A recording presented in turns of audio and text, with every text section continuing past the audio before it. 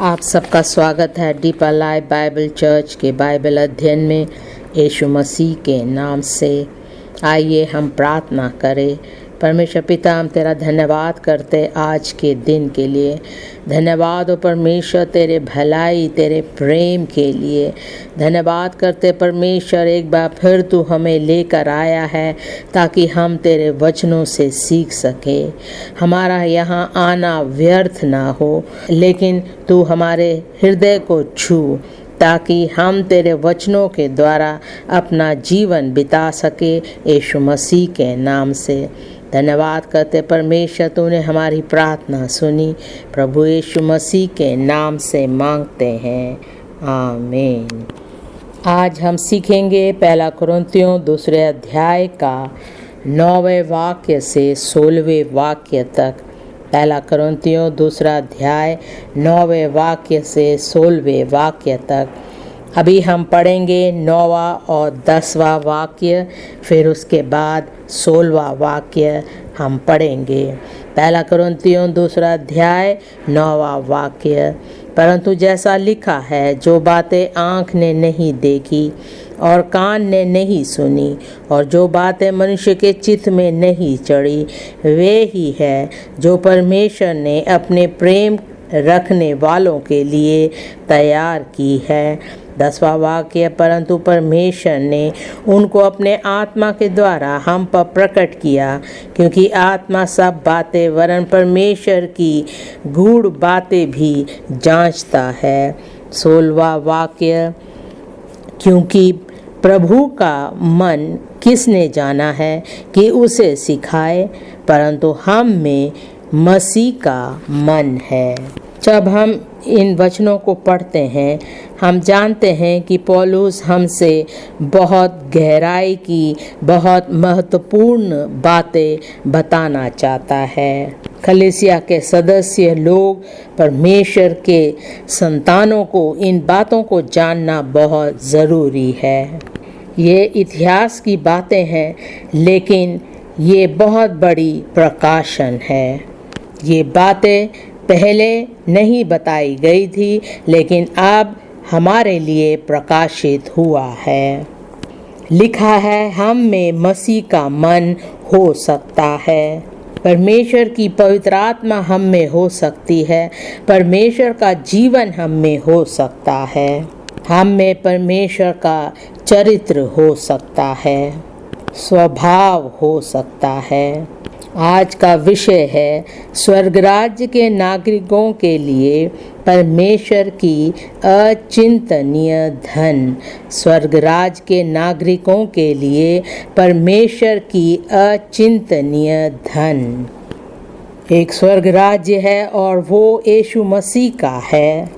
यीशु मसीह राजाओं का राजा और प्रभुओं का प्रभु है। राज्य के मतलब जहाँ पर एक राजा राज्य करता है।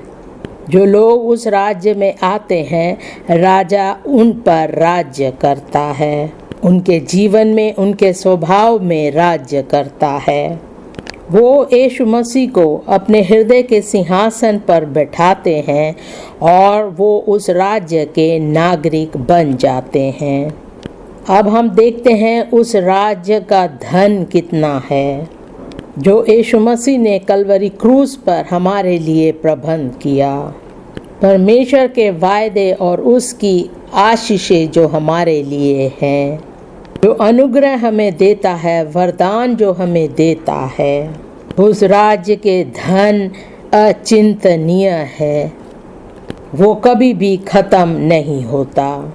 उस राज्य का धन बहुतायत से है कि सब के लिए वो पर्याप्त हो जाता है।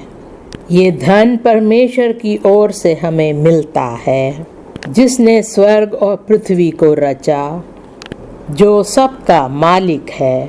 अपनी करुणा, अपना प्रेम, अपने अनुग्रह के द्वारा वो हमें बहुतायत से तृप्त करता है। इस विषय को 3 भाग में बांटेंगे। पहला है विश्वासियों के लिए परमेश्वर के प्रबंध का प्रकाशन। विश्वासियों के लिए परमेश्वर के प्रबंध का प्रकाशन। जो राज्य के नागरिक है वो विश्वासी लोग हैं। ये ऐसे लोग हैं जो परमेश्वर पर विश्वास करते हैं और वो जानते हैं कि परमेश्वर उन्हें संभालेगा। ये उसके खोजी होते हैं और ये जानते हैं कि परमेश्वर ने जगत से ऐसा प्रेम किया कि उसने अपना इकलौता पुत्र दे दिया, ताकि जो कोई उस पर विश्वास करे वो नाश ना हो परंतु अनंत जीवन पाए। वो जानते हैं कि यीशु मसीह उनका उद्धार करता है जो उनके जीवन में है, जिसने उनके पापों को उठा लिया, और जो कोई उस पर विश्वास करता है वो उद्धार पाएगा। दूसरा भाग, प्रियजनों द्वारा परमेश्वर के बहुतायत का बोध। प्रियजनों द्वारा परमेश्वर के बहुतायत का बोध। विश्वासी लोग जानते हैं कि यीशु मसीह परमेश्वर का पुत्र है। वो हमें बहुतायत से आशीषें देगा। हमारे मसीही जीवन में वो हमें संभाले रखेगा। अंत तक वो हमारी ज़रूरतों को पूरा करेगा और हमें स्वर्ग ले जाएगा। अब हम जान चुके हैं यीशु मसीह ने हमारे लिए क्या किया, उसने हमारे लिए कैसे प्रबंध किया है। यीशु मसीह ने हमारा उद्धार किया, शुद्धिकरण किया। वो हमें पवित्र आत्मा की सामर्थ से आगे चलाता है। तो हमारी प्रतिक्रिया क्या होनी चाहिए? वो हमें सामर्थ देता है एक विजयी जीवन बिताने के लिए। हमारे हर परेशानियों का हल निकालता है। तीसरा भाग है परमेश्वर के भलाई के लिए उसके लोगों की प्रतिक्रिया। परमेश्वर के भलाई के लिए उसके लोगों की प्रतिक्रिया। हम पहले भाग में आएंगे, विश्वासियों के लिए परमेश्वर के प्रबंध का प्रकाशन। पहला कुरिन्थियों दूसरे अध्याय का 9वां और 10वां वाक्य। पहला कुरिन्थियों दूसरा अध्याय 9वां और 10वां वाक्य। परंतु जैसे लिखा है, जो बातें आँख ने नहीं देखी और कान ने नहीं सुनी और जो बातें मनुष्य के चित्त में नहीं चढ़ी, वे ही है जो परमेश्वर ने अपने प्रेम रखने वालों के लिए तैयार की है। 10वां वाक्य, परंतु परमेश्वर ने उनको अपने आत्मा के द्वारा हम पर प्रकट किया, क्योंकि आत्मा सब बातें वरन परमेश्वर की गूढ़ बातें भी जानता है। इन दो वाक्यों में हम देखते हैं लिखा है जैसे लिखा है। इसका मतलब ये बातें पहले से ही लिखी गई थी। कहाँ लिखी गई थी? ये पुराने नियम में लिखी गई थी। नए वाचा में जो लोग थे उनके लिए पुराने वाचा में पहले से ही लिखा गया था। हम वे लोग हैं जिनके लिए लिखा गया और हमें उसका लाभ उठाना है। हमें उन बातों को देखना है जो कभी किसी ने नहीं देखा, उन बातों को सुनना है जो कभी किसी ने नहीं सुना, उन बातों पर ध्यान देना है जिसे परमेश्वर ने प्रबंध किया है। ये ऐसे लोगों के लिए है जो विश्वासी है, जो परमेश्वर से प्रेम करते हैं। यशायाह 64 का चौथा वाक्य। यशायाह 64 का चौथा वाक्य, क्योंकि प्राचीन काल ही से तुझे छोड़ कोई और ऐसा परमेश्वर ना तो कभी देखा गया और ना कान से उसकी चर्चा सुनी गई, जो अपनी बाट जोने वालों के लिए काम करे। जो कुछ लोगों को इस संसार से मिलता है उससे बढ़ कर के परमेश्वर ने उनके लिए प्रबंध कर रखा है। अब ये लोग बाट जो रहे हैं। इस भाग में 3 बातें देखेंगे। पहला है परमेश्वर की अनदेखी तैयारी जो पहले से हुई है। परमेश्वर की अनदेखी तैयारी जो पहले से हुई है। मत्ती 13 का 16वां वाक्य। मत्ती 13 का 16वां वाक्य हम देखेंगे यीशु मसीह अपने चेलों से क्या कह रहा है। पर धन्य है तुम्हारी आंखें कि वह देखती है और तुम्हारे कान की वह सुनते हैं। 17वां वाक्य, क्योंकि मैं तुमसे सच कहता हूँ कि बहुत से भविष्यवक्ताओं ने और धर्मियों ने चाहा कि जो बातें तुम देखते हो देखे पर ना देखी, और जो बातें तुम सुनते हो सुने पर ना सुनी। यीशु मसीह यहाँ पर अपने चेलों से बता रहा था कि जो भविष्यवक्ता यशायाह ने कहा था वो बातें नए नियम में पूरी हुई। जिन बातों को पुराने भविष्यवक्ता नहीं देख पाए अब हम देख पा रहे हैं। उसी का 35वां वाक्य कि जो वचन भविष्यवक्ता के द्वारा कहा गया था वह पूरा हो। मैं दृष्टांत कहने को अपना मुंह खोलूंगा, मैं उन बातों को जो जगत की उत्पत्ति से गुप्त रही है प्रकट करूंगा। जो बातें पुराने नियम के लोगों ने नहीं सुना अब हम नए नियम में उन बातों को सुन रहे हैं। पहला पतरस 1 का 10वें वाक्य से पढ़ेंगे। पहला पतरस पहले अध्याय का 10वें वाक्य से पढ़ेंगे। इसी उद्धार के विषय में उन भविष्यवक्ताओं ने बहुत खोजबीन और जांच पड़ताल की, जिन्होंने उस अनुग्रह के विषय में जो तुम पर होने को था भविष्यवाणी की थी। उन्होंने इस बात की खोज की कि मसीह का आत्मा जो उनमें था और पहले ही से मसीह के दुखों की और उसके बाद होने वाली महिमा की गवाही देता था, वह कौन से और कैसे समय की और संकेत करता था। 12वां वाक्य उन पर ये प्रकट किया गया कि वे अपनी नहीं वरन तुम्हारी सेवा के लिए ये बातें कहा करते थे, जिनका समाचार अब तुम्हें उनके द्वारा मिला, जिन्होंने पवित्र आत्मा के द्वारा जो स्वर्ग से भेजा गया तुम्हें सुसमाचार सुनाया। और इन बातों को स्वर्गदूत भी ध्यान से देखने की लालसा रखते हैं। ये बातें इतनी बड़ी थी, महत्वपूर्ण थी कि स्वर्गदूत भी इन बातों को जानना चाहते थे। पहला कुरिन्थियों 2 का 9वां वाक्य। पहला कुरिन्थियों 2 का 9वां वाक्य। परंतु जैसे लिखा है, जो बातें आँख ने नहीं देखी और कान ने नहीं सुनी और जो बातें मनुष्य के चित्त में नहीं चढ़ी, वे ही है जो परमेश्वर ने अपने प्रेम रखने वालों के लिए तैयार की है।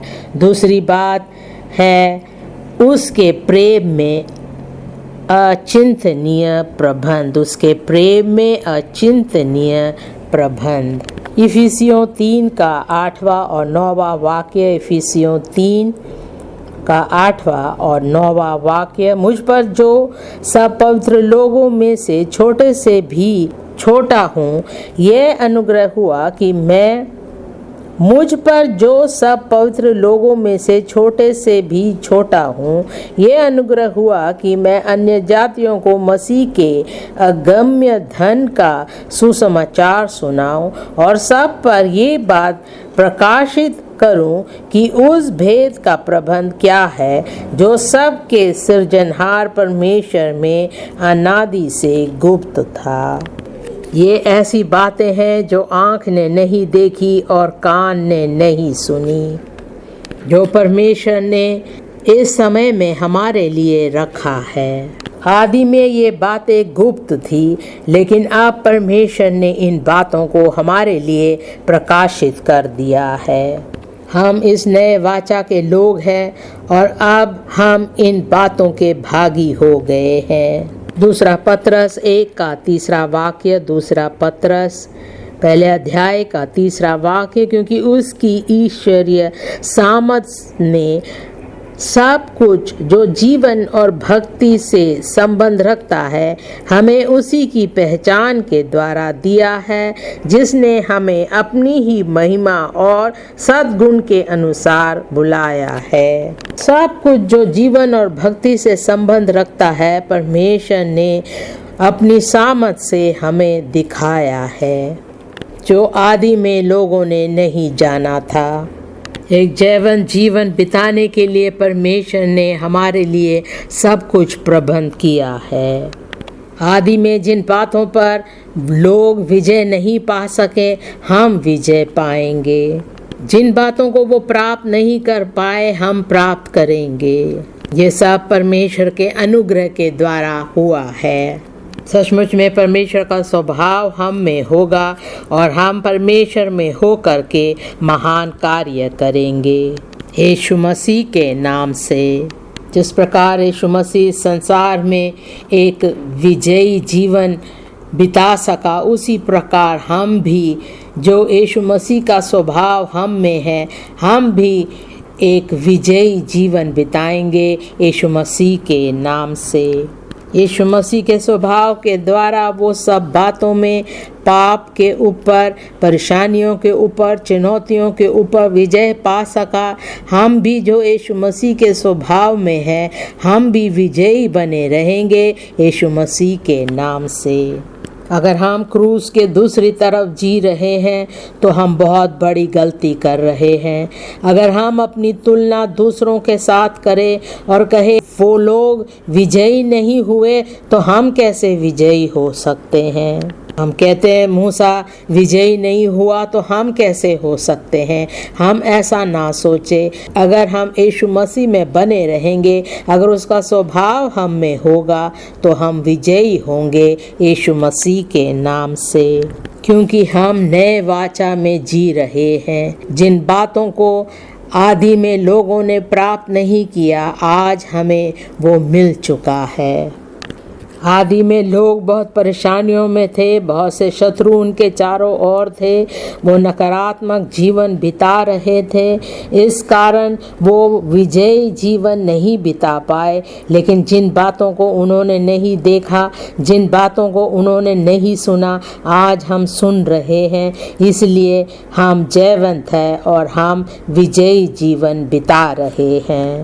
दूसरा पत्रस पहले अध्याय का 4था वाक्य, जिनके द्वारा उसने हमें बहुमूल्य और बहुत ही बड़ी प्रतिज्ञाएं दी है, ताकि इनके द्वारा तुम उस सड़ाहट से छूटकर जो संसार में बुरी अभिलाषाओं से होती है, ईश्वरीय स्वभाव के संभागी हो जाओ। दूसरा कुरिन्थियों 3 अध्याय का 18वां वाक्य। दूसरा कुरिन्थियों 3 अध्याय का 18वां वाक्य, परंतु जब हम सबके उघाड़े चेहरे से प्रभु का प्रताप इस प्रकार प्रकट होता है, जिस प्रकार दर्पण में, तो प्रभु के द्वारा जो आत्मा है, हम उसी तेजस्वी रूप में अंश अंश करके बदलते जाते हैं। जब हमें परमेश्वर का प्रताप प्रकट हुआ है, हमारा जीवन भी बदल जाता है और तेजस्वी रूप में हम बदल जाते हैं। जिन बातों पर यीशु मसीह ने विजय पाया, उसी प्रकार हम भी विजय पाएंगे, क्योंकि जिन बातों को आदि में लोगों ने नहीं देखा, नहीं सुना, आज हम सुन रहे हैं और देख रहे हैं। तीसरी बात, परमेश्वर का अवर्णनीय स्वर्ग। परमेश्वर का अवर्णनीय स्वर्ग। पहला कुरिन्थियों 2 का 9वां और 10वां वाक्य, परंतु जैसा लिखा है, जो बातें आँख ने नहीं देखी और कान ने नहीं सुनी, और जो बातें मनुष्य के चित्त में नहीं चढ़ी, वे ही है जो परमेश्वर ने अपने प्रेम रखने वालों के लिए तैयार की है। परंतु परमेश्वर ने उनको अपने आत्मा के द्वारा हम पर प्रकट किया, क्योंकि आत्मा सब बातें वरन परमेश्वर की गूढ़ बातें भी जांचता है। दूसरा कुरिन्थियों 12 का 2 वाक्य। दूसरा कुरिन्थियों 12वें अध्याय का 2 वाक्य, मैं मसीह में एक मनुष्य को जानता हूँ, 14 वर्ष हुए कि ना जाने दे सहित ना जाने दे रहित परमेश्वर जानता है, ऐसा मनुष्य तीसरे स्वर्ग तक उठा लिया गया।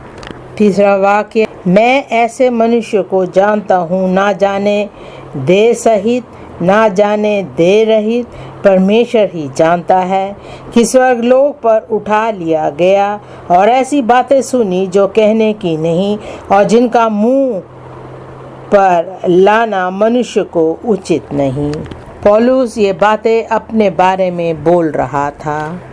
पौलुस दर्शन में स्वर्ग गया और उसने ऐसी बातें देखी जो वो किसी को बता भी नहीं पाया। और महिमित हो करके वो वापस आया। क्या ऐसी बातें आदि में किसी के साथ हुआ था? परमेश्वर हनोक को स्वर्ग ले गया लेकिन वो वापस नहीं आया। एलिया को वो ले गया स्वर्ग लेकिन वो वापस नहीं आया। पौलुस को परमेश्वर ने बड़ी बड़ी बातें दिखाई ताकि वो लौटकर सेवकाई कर सके। कई बार शैतान हमारे दिल में शक पैदा करता है, क्या सचमुच में स्वर्ग है? इन सब बातों से हमें पता चलता है कि स्वर्ग है। मैं भी आपको आश्वासन दिलाना चाहता हूँ कि सचमुच में स्वर्ग है।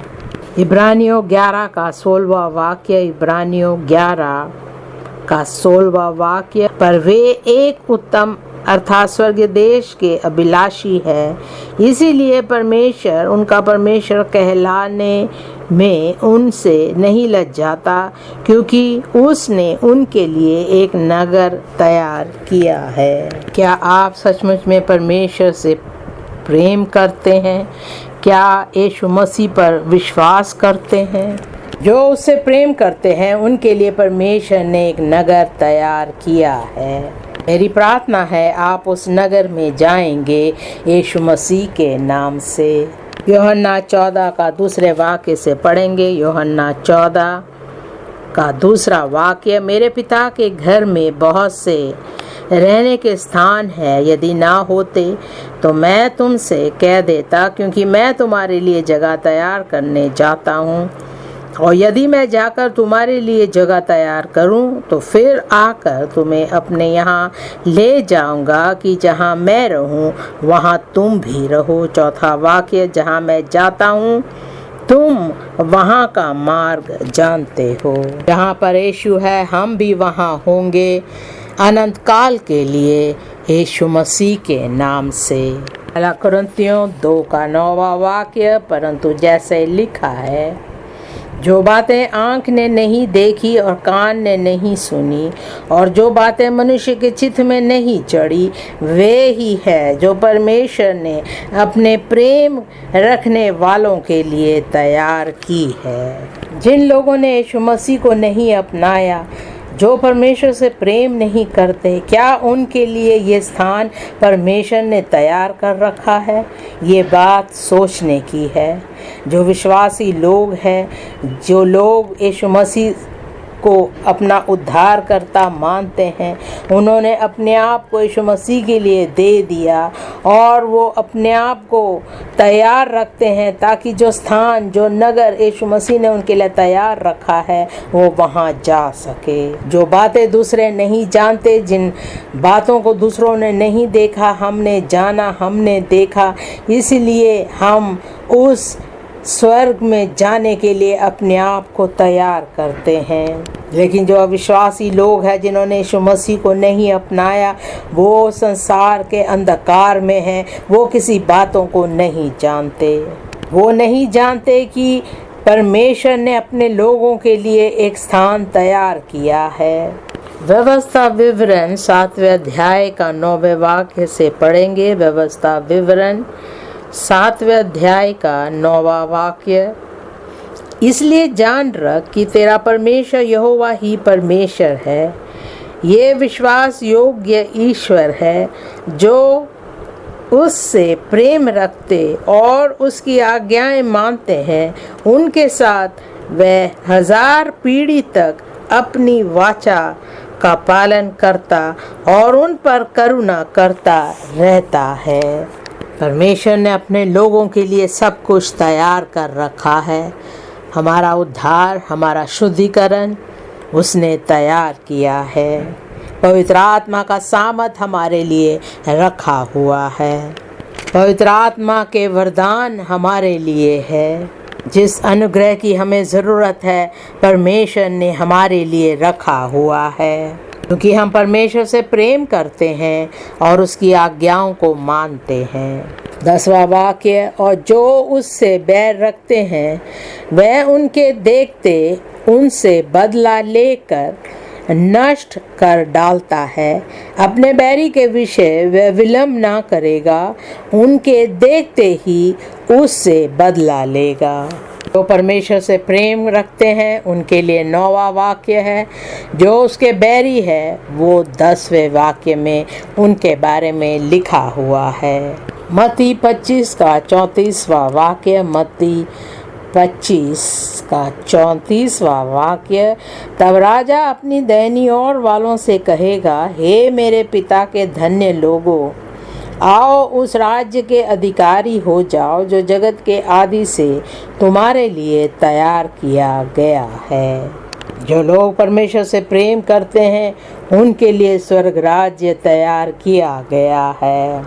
लेकिन जो परमेश्वर से प्रेम नहीं करते, यीशु मसीह को अपना उद्धारकर्ता नहीं मानते, उनके लिए परमेश्वर ने क्या रखा है।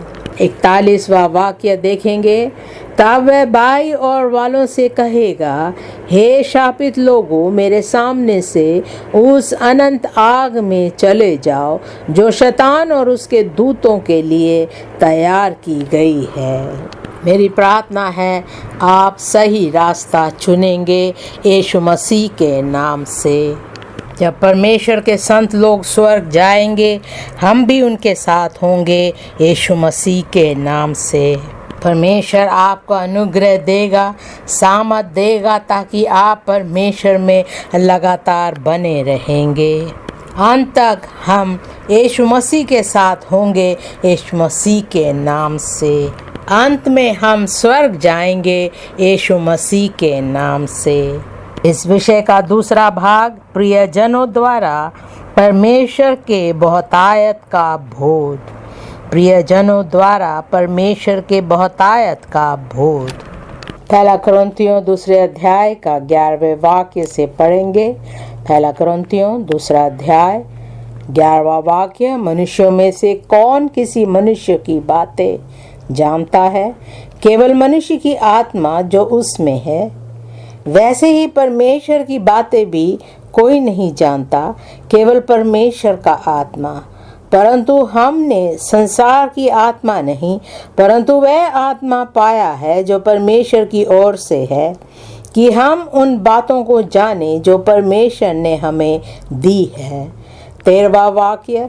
जिनको हम मनुष्यों के ज्ञान की सिखाई हुई बातों में नहीं, परंतु आत्मा की सिखाई हुई बातों में आत्मिक बातों से मिला कर सुनाते हैं। परमेश्वर ने जो हमारे लिए तैयार किया है वो कोई नहीं जानता, केवल परमेश्वर की आत्मा जानती है। अगर हम उन बातों को जानना चाहते हैं तो परमेश्वर की आत्मा हम में होनी चाहिए। परमेश्वर की आत्मा सब बातों को ढूंढती है, सब बातों को खोजती है, उनका वर्णन करती है, उन बातों का प्रकाशन हमें देती है। हमने अब संसार की आत्मा नहीं, परंतु परमेश्वर की आत्मा पाई है, ताकि हम जान सके परमेश्वर ने हमें क्या दिया है। पवित्र आत्मा एक शिक्षक है, गुप्त बातों को हमें बताता है, उसका प्रकाशन करता है, वो हमारा मार्गदर्शक है। मनुष्य हमें ऐसी बातें नहीं सिखा सकता, केवल पवित्र आत्मा सिखाता है। अगर मनुष्य हमें सिखाता है तो हमारा ज्ञान सीमित होगा। इस भाग में 3 बातें हैं। पहली बात, आत्मा के द्वारा आत्मिक सच्चाई की समझ। आत्मा के द्वारा आत्मिक सच्चाई की समझ। पहला कुरिन्थियों 2 का 11वां वाक्य। मनुष्यों में से कौन किसी मनुष्य की बातें जानता है? केवल मनुष्य की आत्मा जो उसमें है। वैसे ही परमेश्वर की बातें भी कोई नहीं जानता, केवल परमेश्वर का आत्मा। आप अपने आप को जितना जानते हैं, मैं आपको नहीं जान सकता। मैं कितना भी आपके नज़दीक क्यों ना हूँ, कितनी भी बातें आपके बारे में जान सकूँ, लेकिन पूरी रीति से मैं तुम्हें नहीं जान सकता। क्योंकि आपके अंदर का मनुष्य आपके बारे में सब कुछ जानता है। आपके विचार, आपकी इच्छा, आपके उद्देश्य को वो जानता है। इसी प्रकार परमेश्वर की आत्मा परमेश्वर को पूरी रीति से जानता है। अगर आप परमेश्वर के बारे में कुछ जानना चाहते हैं तो पवित्र आत्मा आपको परमेश्वर के बारे में प्रकाशित कर सकता है। जो समझ हम में परमेश्वर के बारे में है वो पवित्र आत्मा के द्वारा हमें मिलता है। यूहन्ना 14 का 26वां वाक्य, यूहन्ना 14 का 26वां वाक्य, परंतु सहायक अर्थात पवित्र आत्मा जिसे पिता मेरे नाम से भेजेगा वह तुम्हें सब बातें सिखाएगा और जो कुछ मैंने तुमसे कहा है वह सब तुम्हें स्मरण कराएगा। यूहन्ना 16 का 13वां वाक्य, यूहन्ना 16 का 13वां वाक्य, परंतु जब वह अर्थात सत्य का आत्मा आएगा तो तुम्हें सब सत्य का मार्ग बताएगा, क्योंकि वह अपनी ओर से ना कहेगा परंतु जो कुछ सुनेगा वही कहेगा और आने वाली बातें तुम्हें बताएगा। जब पवित्र आत्मा हमारे जीवन में होता है तब पवित्र आत्मा हमें सच्चाई की बातें समझाएगा। जब हम कलीसिया में आते परमेश्वर का वचन सुनने के लिए, हम उन बातों को बड़े ध्यान से सुनते हैं, उन्हें लिख भी लेते हैं, लेकिन जब अंत में प्रार्थना करनी होती है हम प्रार्थना नहीं करते तो वो बातें हमारे हृदय में लिखी नहीं जाती। फिर से हम आते हैं, वचन सुनते हैं, लेकिन कोई लाभ नहीं। लेकिन जब पवित्र आत्मा हमारे जीवन में होता है वो हमें परमेश्वर के वचन की गहराई को समझाता है, वो हमारे हृदय को छूता है, फिर हम परमेश्वर के वचन के अनुसार जीते हैं। कई बार लोग शुद्धिकरण के बारे में प्रचार सुनते हैं लेकिन वो वचन उनके हृदय की गहराई में नहीं जाता, क्योंकि पवित्र आत्मा उनके जीवन में नहीं है जो परमेश्वर का वचन पूरी रीति से उन्हें समझा सकता है। कई बार हम एक विजयी जीवन बिताने के बारे में सुनते तो हैं लेकिन उन बातों को अपने हृदय की गहराई में नहीं रखते। पवित्र आत्मा आपके जीवन में नहीं है तो वो बातें आपके लिए कोई लाभ नहीं लाएगी और आप एक जैवन जीवन नहीं बिता पाएंगे। इसलिए हमें चाहिए कि हम पवित्र आत्मा को अपने हृदय में स्थान दें। जब पवित्र आत्मा आपके जीवन में है, जिन बातों को आप को समझना चाहिए उन बातों को आप समझेंगे। जो बातें आपके जीवन में होनी चाहिए, जो विजय आपको मिलनी चाहिए वो आपको मिलेगी। आप पवित्र आत्मा को मौका देंगे तो पवित्र आत्मा आपको पूरी रीति से समझाएगा और आप एक जैवन जीवन बिताएंगे यीशु मसीह के नाम से। दूसरी बात, संतों के लिए आत्मिक धन की सुविधा। संतों के लिए आत्मिक धन की सुविधा। पहला कुरिन्थियों 2 का 12वां वाक्य, पहला कुरिन्थियों 2 का 12वां वाक्य, परंतु हमने संसार की आत्मा नहीं परंतु वह आत्मा पाया है जो परमेश्वर की ओर से है, कि हम उन बातों को जाने जो परमेश्वर ने हमें दी है। पौलुस कहता है परमेश्वर की आत्मा के द्वारा हमने वो ज्ञान प्राप्त किया है। अपने आप से होकर के संसार की बातों से हम परमेश्वर की आत्मा से ज्ञान प्राप्त नहीं कर सकते। जब हम परमेश्वर का वचन सुनते हैं हमें अपने हृदय को खोलकर उन वचनों को ग्रहण करना है। एक संसार की आत्मा है, एक परमेश्वर की आत्मा है। हमें अपने हृदय को खोलकर परमेश्वर की आत्मा को ग्रहण करना है। ये दोनों आत्माएं एक के शरीर में नहीं जी सकती। संसार की आत्मा में संसार का स्वभाव है, संसार के रीति रिवाज है, वो अपने नियमों के अनुसार चलते हैं, वो अपने समाज के अनुसार चलते हैं। संसार की आत्मा झगड़े के रूप में, अविश्वास के रूप में आ जाता है। कई बार संसार की आत्मा कहती है मैं ऐसा ही करूँगा। ये बहुत ही एक गलत आत्मा होती है। जहाँ पर संसार की आत्मा होती है वहाँ परमेश्वर की आत्मा नहीं हो सकती।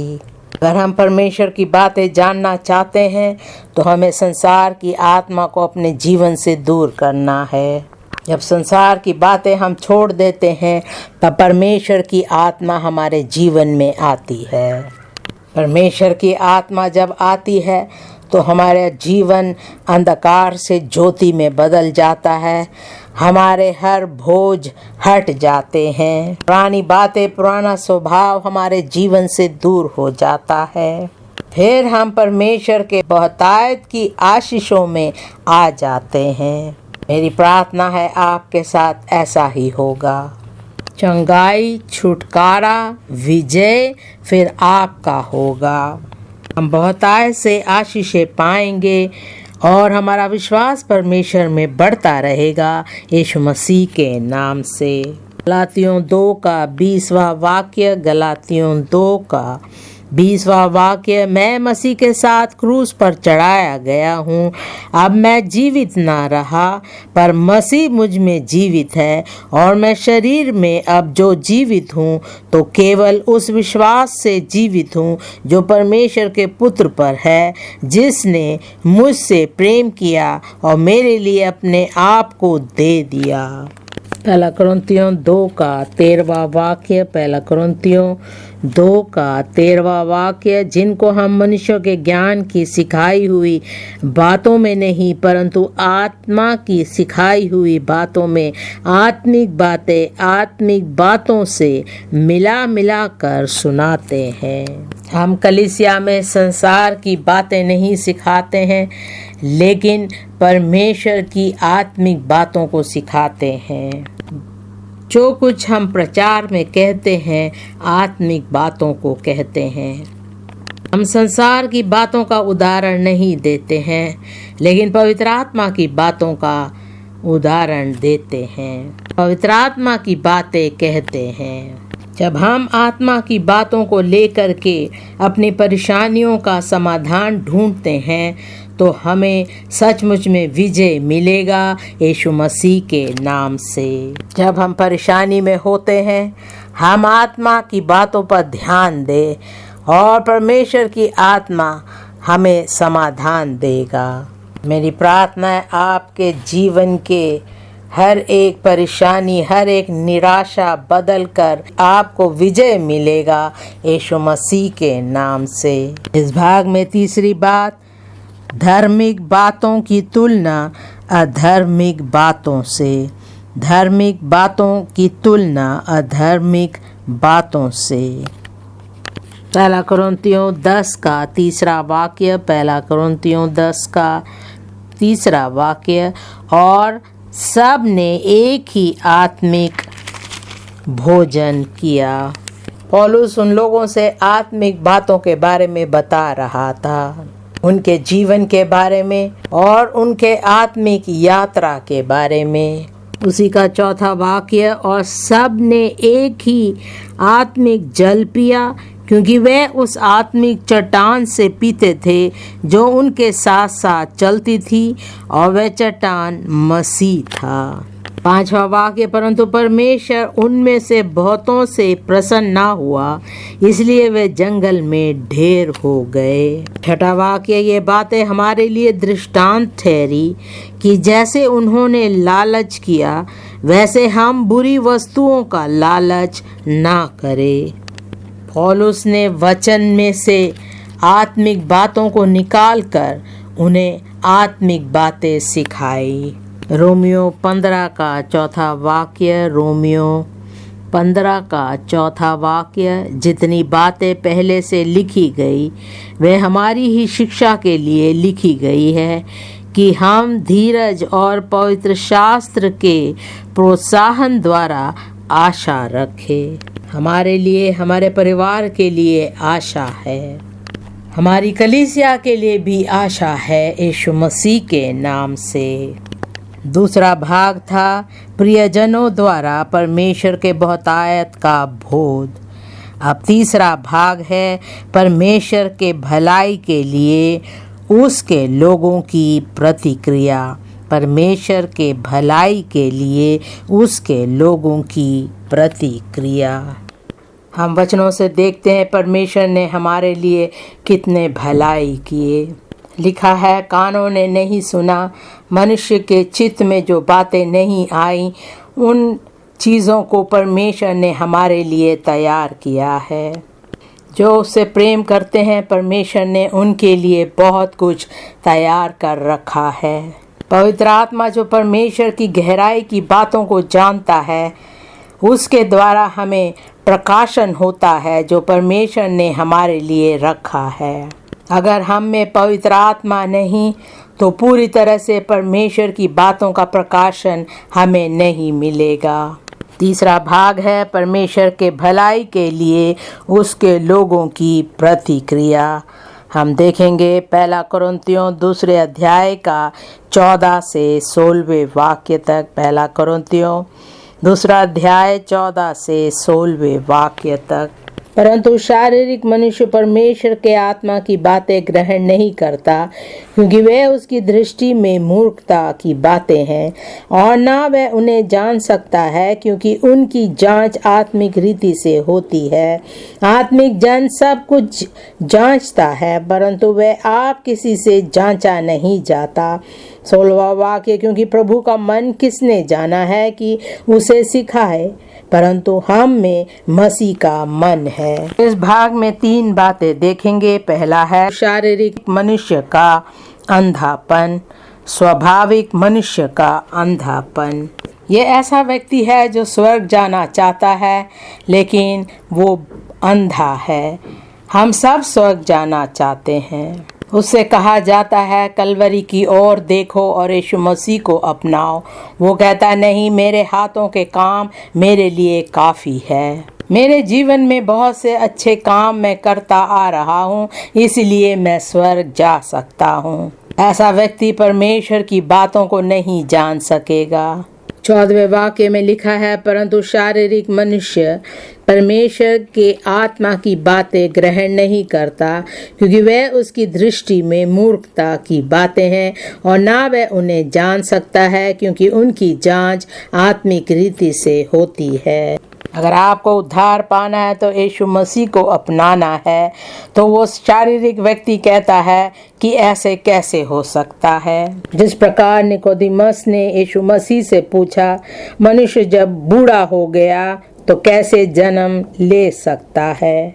क्या वह अपनी माता के गर्भ में दूसरी बार प्रवेश करके जन्म ले सकता है? एक शारीरिक व्यक्ति आत्मिक बातों को नहीं जानता, उद्धार की बातों को नहीं जान पाता। वचन में लिखा है, जब पवित्र आत्मा हमारे जीवन में होगा तो हम एक शुद्ध जीवन बिताएंगे, एक पवित्र जीवन बिताएंगे।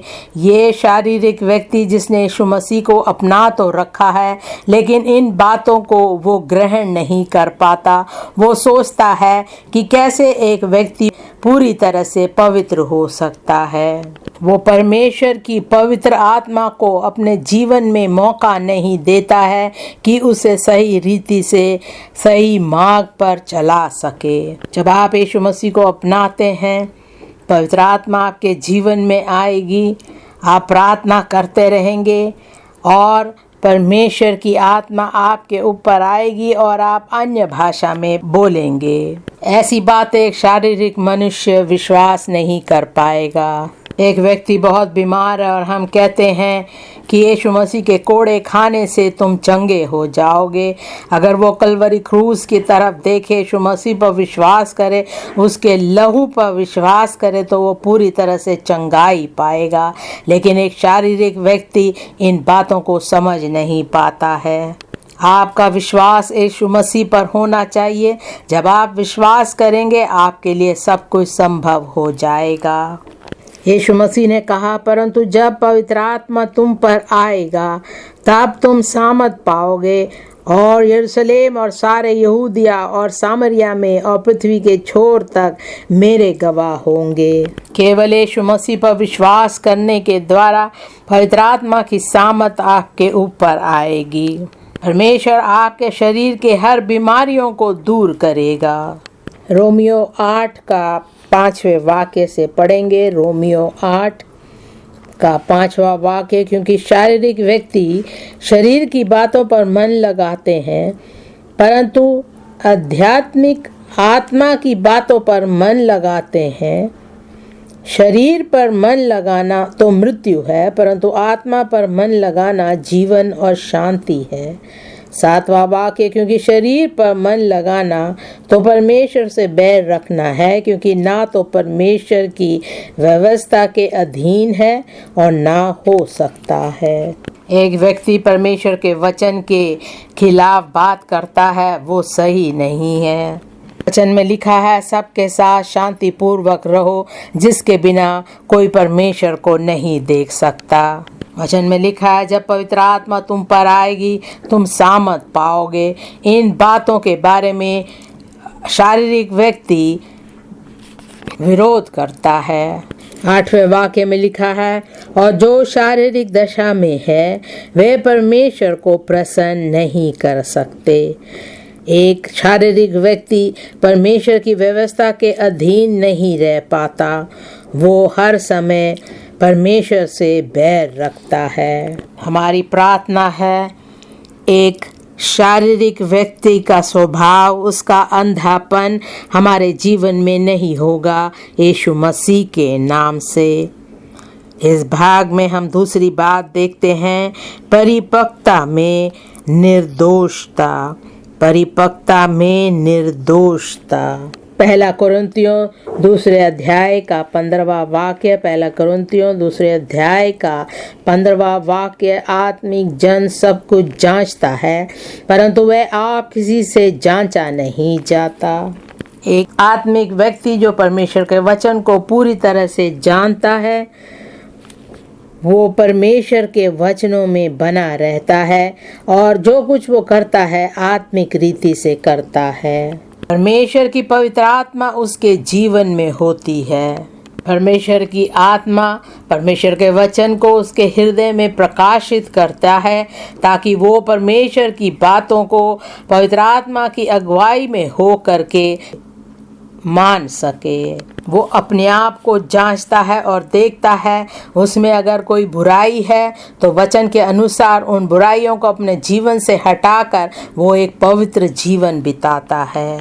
अगर कोई उससे कहता है अगर तुम्हें सफलता पानी है तो सबको हटाकर आगे बढ़कर सफलता पाना है, वो कहता है मैं ऐसे नहीं करूँगा, मैं अपने घुटनों में परमेश्वर से प्रार्थना करूँगा और परमेश्वर मेरी अगुवाई करेगा। ऐसा व्यक्ति नम्र होगा, परमेश्वर से कहेगा परमेश्वर जो कुछ तूने मुझे दिया है मैं उसके लायक नहीं हूँ। हर बातों में वो परमेश्वर का धन्यवाद करेगा, प्रार्थना करेगा, परमेश्वर अगर तू चाहता है कि मैं ये सफलता पाऊँ तो तू मेरे लिए मार्ग खोल और मुझे उस सफलता के रास्ते पर ले चल। एक शारीरिक व्यक्ति ऐसी बातों को समझ नहीं पाता। वो कहता है कि सफलता पाने के लिए ये अपने आप को नम्र करके कैसे रुका हुआ है। एक शारीरिक व्यक्ति जब दान देता है तो सबको बताता है कि मैंने परमेश्वर के कार्य के लिए इतना दिया है, लेकिन एक आत्मिक व्यक्ति जो परमेश्वर में है वो परमेश्वर को जब देता है तो किसी को भी पता नहीं चलता वो कितना देता है, और जिस प्रकार वो देता है उससे बढ़कर परमेश्वर उसे आशीष देता है, क्योंकि वो आत्मा के द्वारा जीता है और विश्वास में होकर के कार्य करता है। तीसरी बात, नया मन होने में आनंद। नया मन होने में आनंद। 1 कुरिन्थियों 2 का 16वां वाक्य, क्योंकि प्रभु का मन किसने जाना है कि उसे सिखाए, परंतु हम में मसीह का मन है।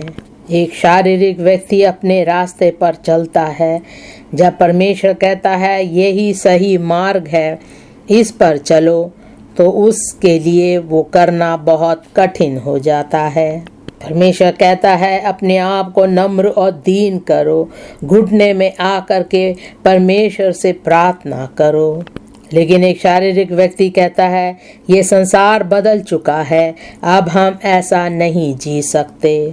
आज के ज़माने में अगर आप अपने आप को दीन करेंगे तो लोग आपका मजाक उड़ाएंगे और आपकी बातों को नहीं मानेंगे।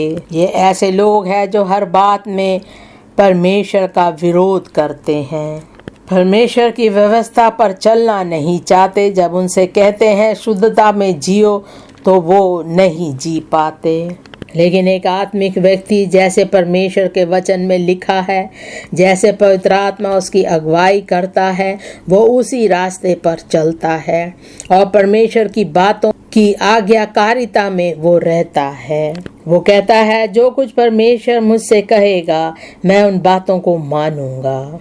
उन्नति पाने के लिए परमेश्वर कहता है, अपने घुटनों में आओ, प्रार्थना करो, दूसरों से प्रेम रखो, सही रास्ते पर चलो, तो मैं ऐसा ही करूँगा। आत्मिक व्यक्ति ऐसा है जो परमेश्वर के वचन को अपने लिए बदलना नहीं चाहता।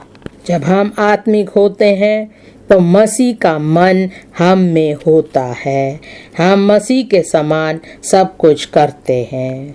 अगर हमें विजय पाना है तो हमें कहना है, परमेश्वर मेरी इच्छा नहीं लेकिन तेरी इच्छा मेरे जीवन में पूरी हो। हमें परमेश्वर से कहना है, परमेश्वर पिछले दिनों में मैं अपने रास्ते पर चल रहा था, लेकिन अब मैंने तुझे अपना लिया है, मैंने अपना सब कुछ समर्पित कर दिया है। अब मैं तेरे रास्ते पर चलूँगा और तेरे वचन की आज्ञाकारिता में रहूँगा। मेरी प्रार्थना है, आज जो बाइबल अध्ययन आपने सुना है, आप अपने हृदय की पट्टियों पर लिख लोगे और उसी के अनुसार जियोगे। आपका मन मसीह के समान होगा, मसीह के समान आप प्रेम करेंगे और दीन होंगे। आप में परमेश्वर की नम्रताई होगी यीशु मसीह के नाम से। फिलिपियों 2 का 5वां वाक्य, फिलिपियों 2 का 5वां वाक्य, जैसा मसीह यीशु का स्वभाव था वैसे ही तुम्हारा भी स्वभाव हो। अगर हम मसीह के समान हैं तो हम सचमुच में विजय पाएंगे यीशु मसीह के नाम से। अगर आप कहते हैं आपका उद्धार हुआ है तो मसीह के समान आपका मन हो, मसीह का सा स्वभाव तुम्हारा हो। सचमुच में जब हम प्रार्थना करेंगे हमारा मन मसीह के मन के समान होगा। आइए हम खड़े हो जाएं और प्रार्थना करें।